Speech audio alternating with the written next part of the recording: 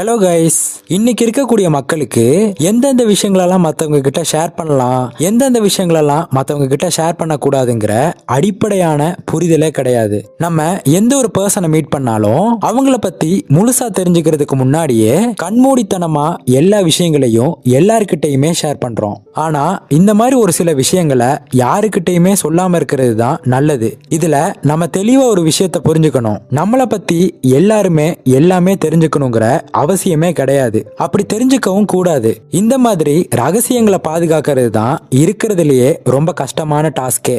ஆனா அப்படி பாதுகாத்துட்டோம் அப்படின்னா நம்மளால பல விஷயங்கள்ல இருந்து ஈஸியாவே தப்பிக்க முடியும். ஸோ நம்ம இந்த வீடியோவில் யாருக்கிட்டையுமே ஷேர் பண்ணக்கூடாத இம்பார்ட்டண்ட்டான 10 விஷயங்களை பற்றி தான் பார்க்க போகிறோம். அது மட்டும் இல்லாமல் அப்படி ஷேர் பண்ணாமல் இருக்கிறதுனால எந்தெந்த விதத்துலலாம் அது நமக்கு அட்வான்டேஜாக இருக்கும் அப்படிங்கிறதையும் பார்க்க போகிறோம். ஸோ இப்போ தான் நீங்கள் நம்ம சேனலுக்கு புதுசாக வந்திருக்கீங்க அப்படின்னா இந்த வீடியோக்கு லைக் பண்ணிவிட்டு நம்ம சேனலை சப்ஸ்கிரைப் பண்ணி பக்கத்தில் உள்ள பெல் ஐக்கானை கிளிக் பண்ணிக்கோங்க. வாங்க ஸ்ட்ரெயிட்டாக வீடியோக்குள்ளே போகலாம்.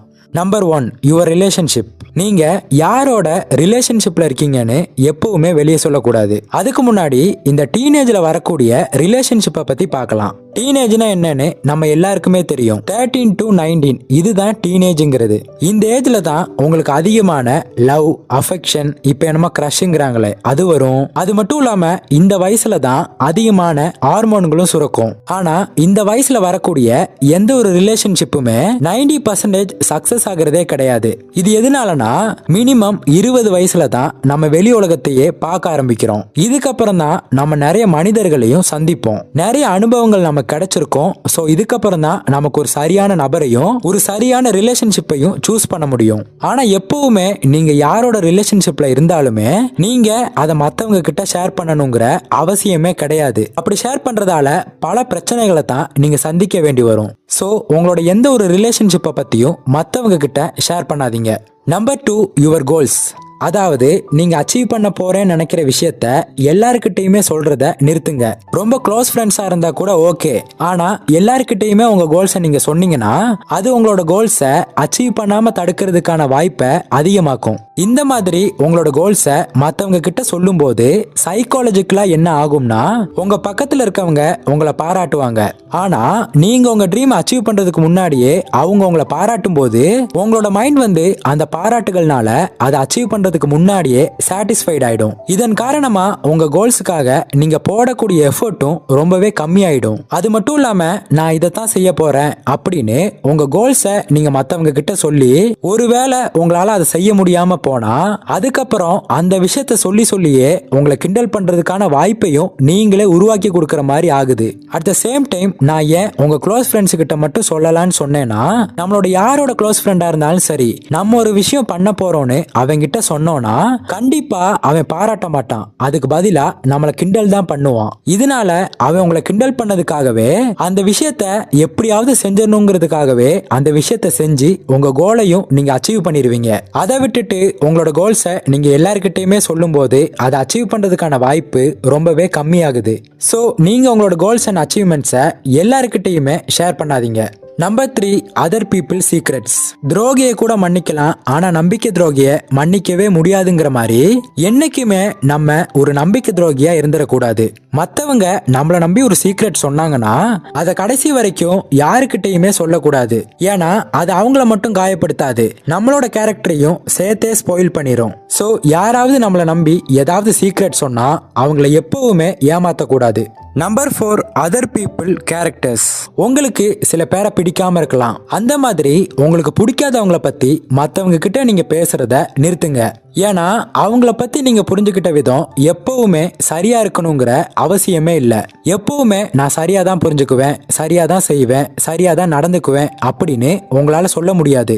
ஏன்னா மனுஷனா ஏதாவது ஒரு வகையில தப்பு செஞ்சிருப்பான், செஞ்சுதான் ஆகணும். அந்த மாதிரி நேரங்கள்ல ஒரு நல்லவனை போய் நீங்க தப்பா புரிஞ்சுக்கிட்டு அவன் செஞ்ச எல்லாத்தையுமே நீங்க தப்பா நினைச்சுக்கிட்டு மத்தவங்க கிட்ட போய் இவன் இப்படி, இவனை எனக்கு பிடிக்காது அப்படின்னு நீங்க சொல்லும் போது அவர் கூட இருக்க பீப்புள்ஸ்க்கு அவர் மேல மேல ஒரு கெட்ட அபிப்பிராயம் உருவாகவும் வாய்ப்பு இருக்கு. அதனால அவங்க அவர்கிட்ட பேசுறத கூட அவாய்ட் பண்றதுக்கு வாய்ப்பு இருக்கு. ஒருவேளை அவங்க அப்படி இல்லாம அவங்கள பத்தி நல்லா தெரிஞ்சவங்களா இருந்தாங்கன்னு வைங்க, அவங்க உங்ககிட்ட நீங்க தான் தப்பா புரிஞ்சுக்கிட்டீங்க, அவன் சரியா தான் இருக்கான் அப்படின்னு உங்களை அசிங்கப்படுத்திட்டாங்கன்னா உங்களுக்கு அவங்க கிட்ட இருக்க மரியாதையும் போகும். அது மட்டும் இல்லாம நீங்க மத்தவங்களுக்கு கெட்டவனாவும் தெரிய ஆரம்பிப்பீங்க. சோ ஒருத்தங்களை உங்களுக்கு பிடிக்கலனா அதை உங்களுக்குள்ளேயே வச்சுக்கோங்க. மத்தவங்க கிட்ட அதை எப்பயுமே ஷேர் பண்ணாதீங்க. Number 5, earnings. நீங்க எவ்வளவு சம்பாதிக்கிறீங்க, மாசம் எவ்வளவு சேர்த்து வைக்கிறீங்க, எதுலெல்லாம் இன்வெஸ்ட் பண்றீங்க, உங்களுக்கு பேசிவா எவ்வளவு இன்கம் வருது, உங்களோட பேங்க் பேலன்ஸ் என்ன, இந்த மாதிரி உங்களோட பினான்சியல் சம்பந்தமான விஷயத்த யாருக்கிட்டையுமே ஷேர் பண்ணாதீங்க. ஏன்னா நீங்க மத்தவங்க கிட்ட நீங்க சம்பாதிக்கிறத பத்தி ஷேர் பண்ணீங்கன்னா நீங்க உங்களோட அடையாளத்தை உங்க ஏர்னிங்ஸை வச்சு தீர்மானிக்கிறீங்க அப்படின்னு அர்த்தம். அதனால இதையே தான் நீங்க மத்தவங்க கிட்டையும் பண்ணுவீங்க.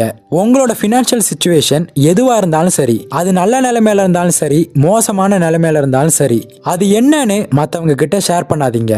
ஒருவேளை நீங்க நல்ல நிலைமையில இருந்தா அதை எப்படி அடுத்த கட்டத்துக்கு கொண்டு போகலாம் அப்படின்னு மட்டும் யோசிங்க.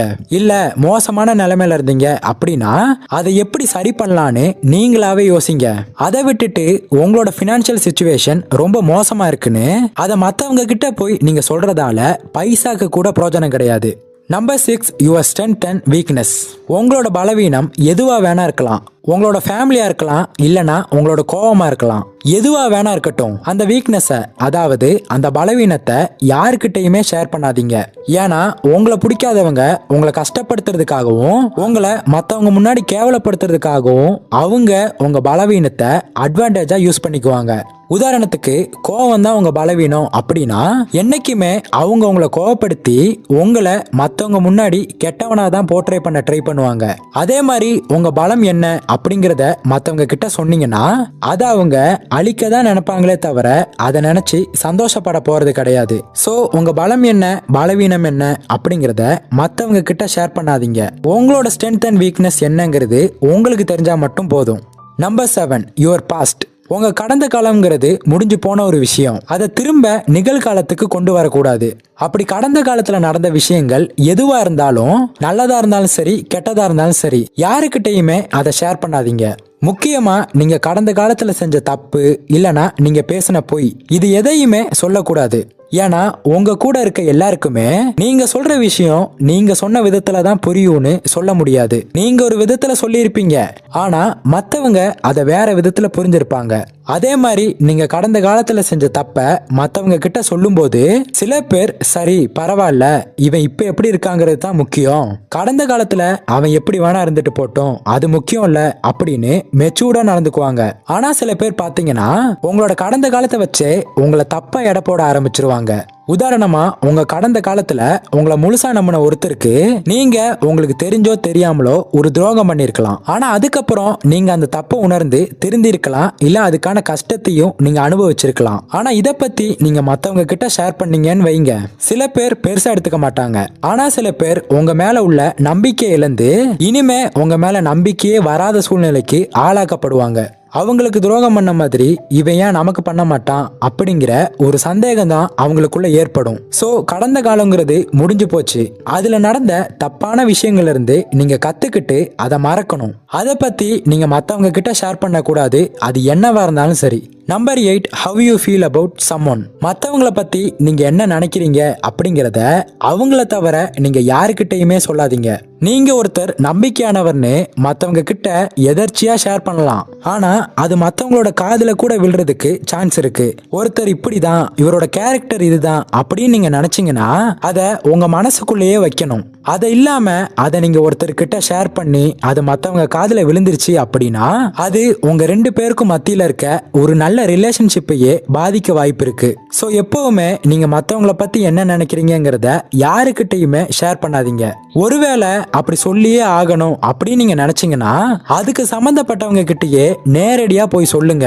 அப்படி இல்லையா அது உங்க மனசுக்குள்ளேயே வச்சுக்கோங்க.